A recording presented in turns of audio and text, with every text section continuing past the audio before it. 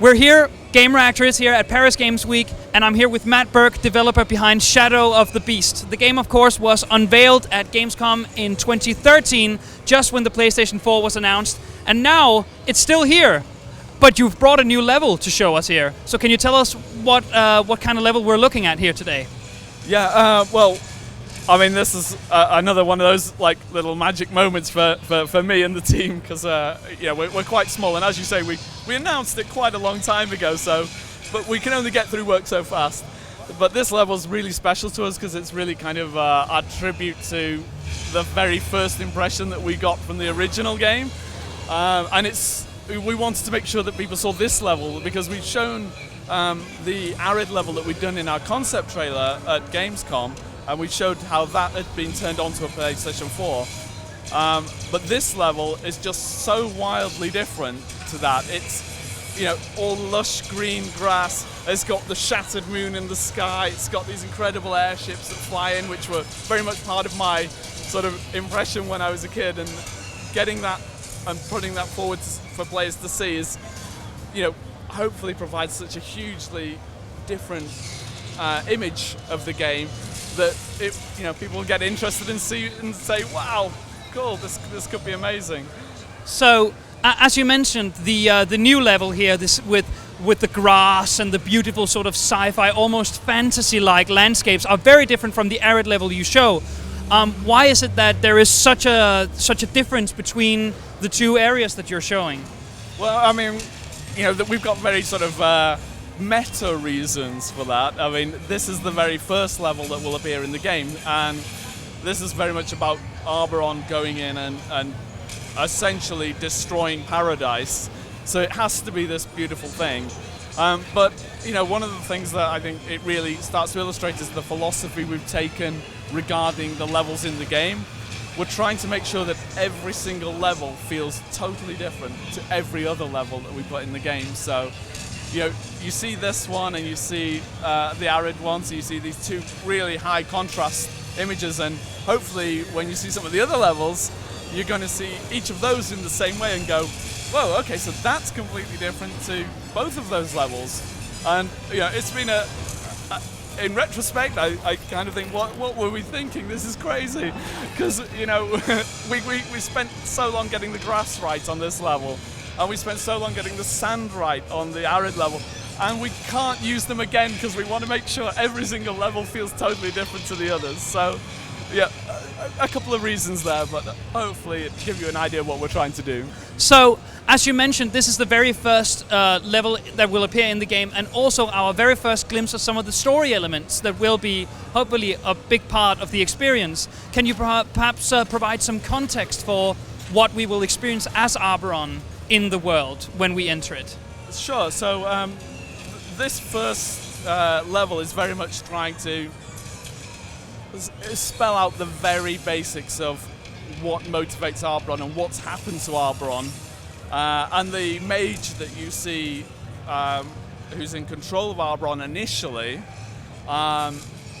he becomes an important story element, and things that happen with him are what you will look back on Arid, the desert level that we've done, and see parts of what happens with him appear in that. So what might not appear like a story level to you right now, there are things in there that have happened between those two levels that will make you go, aha, that's what's happening over here. So yeah, that's part of what's happening. Or parts of it, at least. So another thing that struck me about the demo is the refinement that's been happening to the combat, especially, and the rhythmic sort of nature of the combat. How did you arrive at this system in the way that it looks now? Yeah, I mean, that's a really interesting one, because we started off with a very specific idea about what we wanted to do with combat. We wanted to try and create something that was very reminiscent of some of those older experiences where you could get through like hundreds of enemies at a time, because a lot of games now focus on having a meal out of every single guy. You have to hit him like 15 times to get him to fall over, and we wanted to have something where you felt like you could get through loads of people, but that making sure that had depth and was approachable was really hard. So we showed even back in May when we first revealed the first level. That was our first sort of time showing it to other people and getting other people's impressions of the combat, and it was really good because we learnt lots of things from the comments that people said about it, with that we've taken all that on board, and we've tried very hard to refine the experience and make sure that it isn't, you can just play the game, you can just mash your way through it really simply if you want and enjoy it, and that's fine, and it's a great way to play. But if you want to get into it, you really have to start thinking much more carefully about how you plan all of your moves. Look at the enemies, see that this one's coming in at this speed, this one's coming in at this speed, this one's worth more than that guy. If I combo, I get the multiplier up. If I use the specials, I can get more score out of them. I'll think about the balance of maybe attacking that guy after this guy. That means I have to use my controls really carefully to stop the more high scoring point guy attacking me before this guy. And suddenly the rhythm that's there inherent in the very easy, approachable nature of it, you start to just subtly change that. And as a player, that's where I think your skill really grows in the game. You start to really master disrupting your own rhythm to increase the amount of points available to you, increase the ability to gain health back from your enemies, get more blood, and ultimately unlock more things in the game. So hopefully these layers, which have come from learning that we've seen from previous players, are really enhancing the experience and giving people something to go back to the game for once they've gone through it and enjoyed just the story elements.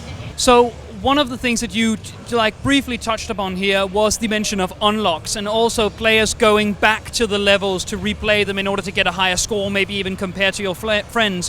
What sort of content or what sort of experience can players expect once they've completed the story of Arboron and the game is completed? So I expect most players, when they first finish the game, will quite enjoy the endings that they get, and they'll quite enjoy some of the things that happen to them in the last few levels. But it should hopefully then become apparent that actually they haven't seen everything that they could have seen. And while they've been exploring the levels, they'll have found some of the things in there, I don't want to give too much away, that can help them and enhance their combat experience and their play experience by changing some of the things that Arboron can do and allow them to expand that. And that means that they can revisit some of the levels and lower the amount of deaths that they've done, which will change the way the ending plays out. So I'm rather hoping that people will, after initially enjoying just getting through the game, will start to go, there's more to see here, and if I just invest a little bit more time in mastering the skills, I can get a lot more out of the game and see new things, and hopefully ultimately just enjoy exploring the depth of the combat system and get something back from that investment. So, as you said, the game was announced a bit early on in the PlayStation 4's life cycle. Can you give the players even a snippet of information of when they might be able to get their hands on it? Well, as somebody working on it, I'm always going to say, no, we need more time, it's got to be just right, it's got to be just right. But we've entered alpha now, so that means we've got all of the levels that we want to do up and running, and we're working on the polish and really pushing that, working in those final tweaks that we want to make. So normally from alpha you're looking at 3 to 5 months, and I'm sure Sony will settle on an announcement and give that to everybody soon, but hopefully it won't be years and years and years like the wait it's been so far to be able to show you this. So here, wrapping up, you pitched this idea originally to Sony to publish Shadow of the Beast. Can you maybe elaborate a bit on what that was like and what they said to you and how you pitched the idea? Sure. I mean, it was one of those little. I just had to have a try. I went in. We worked on a few small mobile games for them, and they asked us to come in and talk to them about what we would like to do in the future, and we talked to them about a few ideas, and they said, look, if you could just, blue sky, anything you like. And they're based in the old Signosis office, and in the lobby they have a Game of the Year trophy for the original Shadow of the Beast.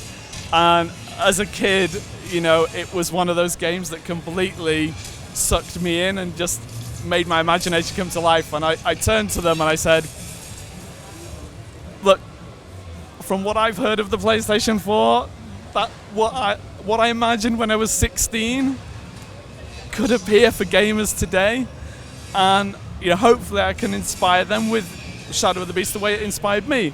And they said, hey, you know what? Okay, give that a try. Put together the concept trailer. Let's see what we can do.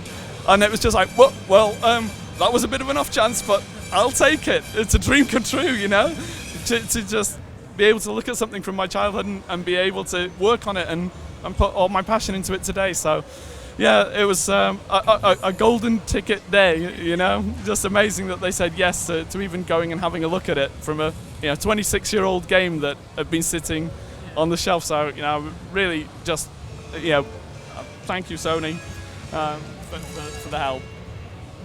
Thank you so much for having a chat with us here. The Shadow of the Beast is playable here on the show floor, so I'm sure you get a bunch of feedback left from all the players that's coming around here. But everybody who sits down and spends time playing it, really, just thank you very much. It's we've put a lot of time into it, but you've got so many choices, and sitting there with our game is just, thank you very much. Stay tuned for more Paris Games Week coverage here on Gamereactor.